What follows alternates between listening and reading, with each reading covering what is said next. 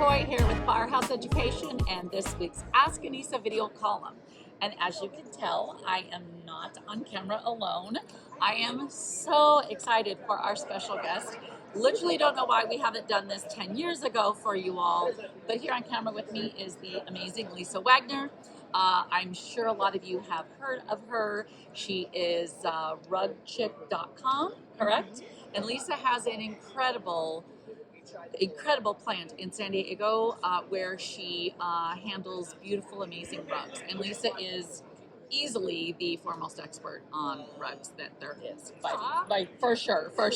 So Lisa agreed to come on. We're here in Chattanooga together at the Experience Spring Conference.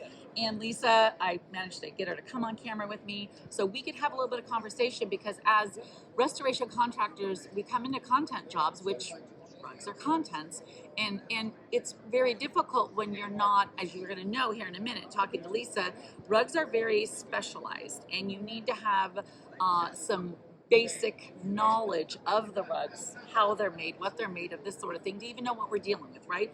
Do we have a $129 Target rug, or do we have a $5,000 Karastan rug? Yeah, or an $80,000 antique Persian silk rug. Yeah.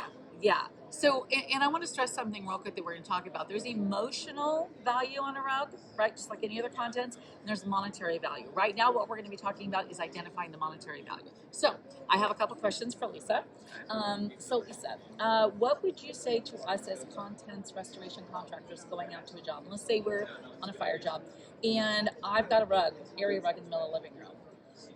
How do I know what I'm dealing with? What are, a couple of ways that I can identify the value of this rug, or even what it's made of, and then from there we'll talk a little bit about how do we even start to handle it. Okay, so specifically for fire or any type of loss? Let's talk about fire maybe. Okay, so we're talking about fire, then as we know from the burn test, wool and silk self-extinguishes. So depending on how intense the fire is, it may be the only rugs that have been saved. All the others will be melted. So if they're synthetic, then you'd be able to at least determine between fiber type. Because so when you're coming in and there's a limited time for pack out, or a limited time to try to see if things could be salvageable or not, you're wanting to see which of the pieces are higher quality, because higher quality has more of a chance to be able to try to get back to pre-loss condition. So higher quality in the rug world is going to be natural fiber over synthetic fiber, and it's going to be construction type.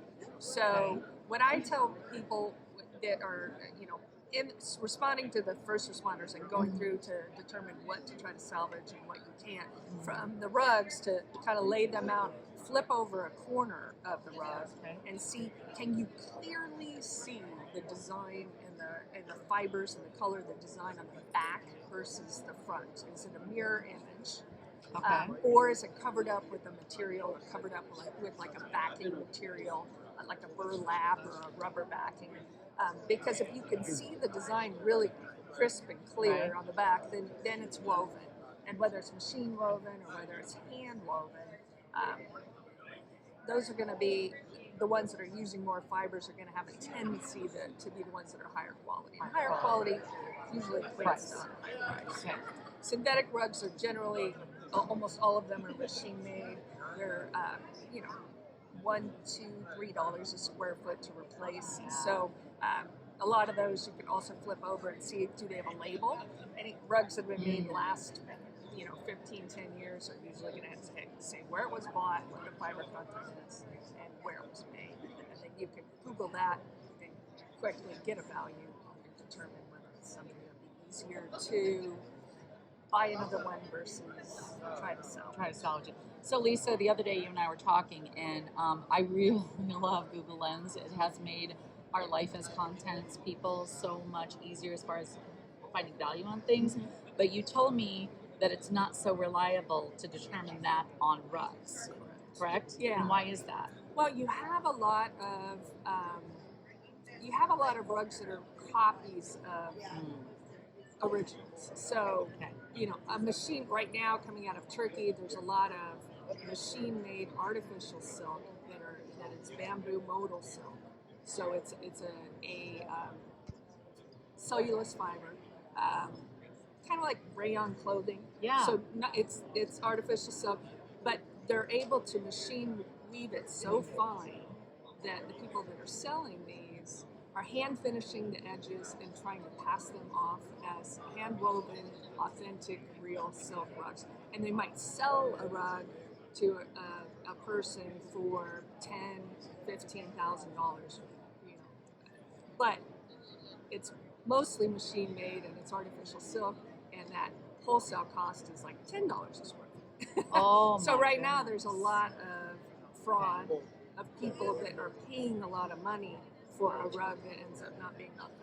So we could have somebody who thinks they have a very expensive rug, and maybe they even paid that expensive price, but you're saying that's not And, really what and they have. Google Lens will see the design, which is very accurate, and will, might pull up that it is hand woven in Gotcha. an authentic Persian piece But it's or not. Turkish piece, but it's not. So Lisa, you also said, wow, that's crazy. You also said something about one of the identifying factors is, so it's the fiber, and then it's how it's made. So how can we tell if it's woven or tufted, you said? I mean, it's kind of difficult. Sometimes it's not 100%. But what I tell the first responders in the place going through the rugs on site is to flip over a corner and look for that. Can they see a design clearly, or does it have a backing? Then you kind of go to, is it machine made or is it handmade? And the machine made rugs will always have machine edging, so stitching along the sides, machined on stitching on the ends, and usually a label that tells you it's crate and barrel, it's Pier 1, gotcha. it's Potter. And if it's got a backing, Lisa, does that always mean it's then a big manufactured one, not very expensive, or? It's like 99%. Oh, gotcha. Okay. Because there might be an antique Suspect. tapestry that's had a backing material added to it to give it stability. Maybe if it's being mounted on a wall, or if it's being used on the floor and it was sliding around too much, they might put a canvas cloth on it to support it. Gotcha. So there's needlepoint sometimes and embroidery and tapestry, but most of them, yes. Something's glued on that back. That's.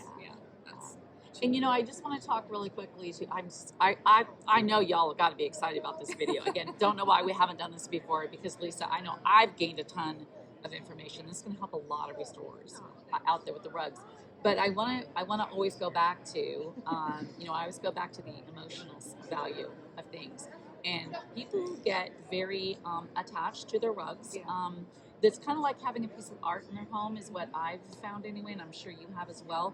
And so we're still also dealing with that. So we always have to remember, you guys, it's about the monetary, or the emotional value is often trumps the monetary, right?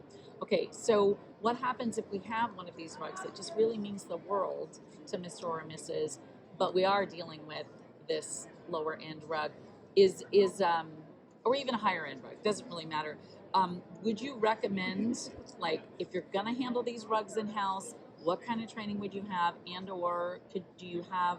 Well, you would be a resource for us as well. Yeah, there's a lot of education available in the rug cleaning field, but the specific ones that would be best aligned with restoration would be some of the basic identification skills. Gotcha. So pre-inspection and being able to determine whether it's woven or whether it's tufted, and to a certain extent, hand and machine work. It takes a lot of time to get to the point where you can identify that something is from a certain era or woven in a certain country. But you can at least get to the point where you can start to recognize quality. Right. And that comes down to fibers. If you can do a fiber test, that if it's wool and silk, those are in the categories that you're wanting to try to focus on your attention and restore. Synthetic, I mean, no disrespect to synthetic fibers, but that can be more easily replaced.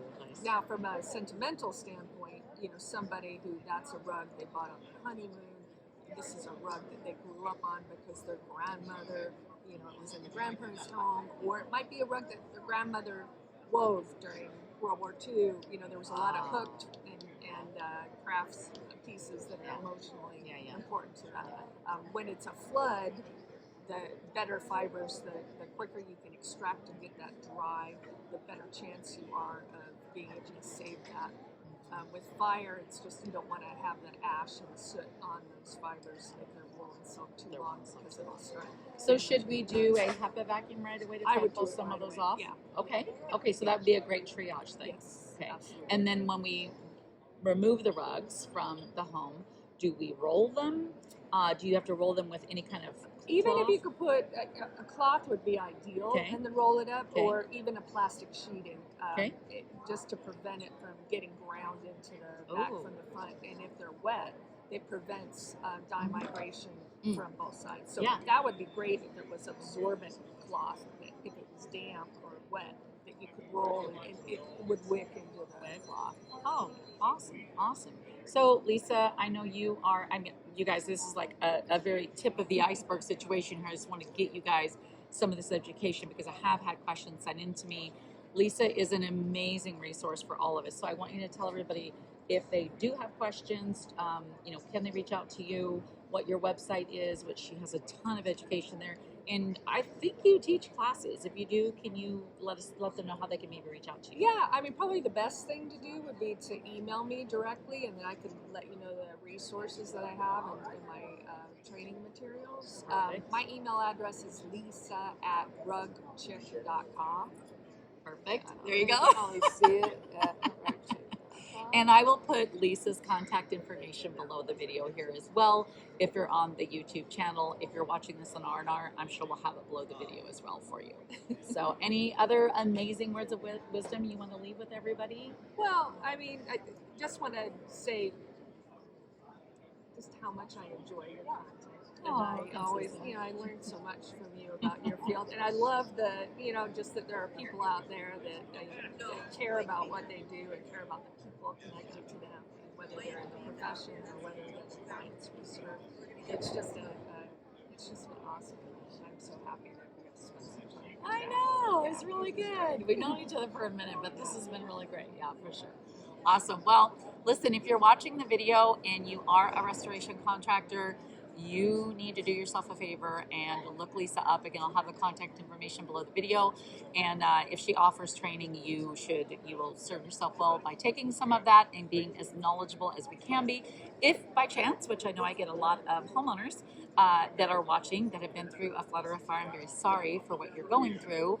However, if you have a rug or questions for Lisa, please reach out to her. She is just wonderful, and I know she takes amazing care of her clients, and you won't find anybody that loves rugs more or knows more about rugs than Lisa Wagner. So be sure and reach out to her. Thank you. Thanks, Lisa, for being with me.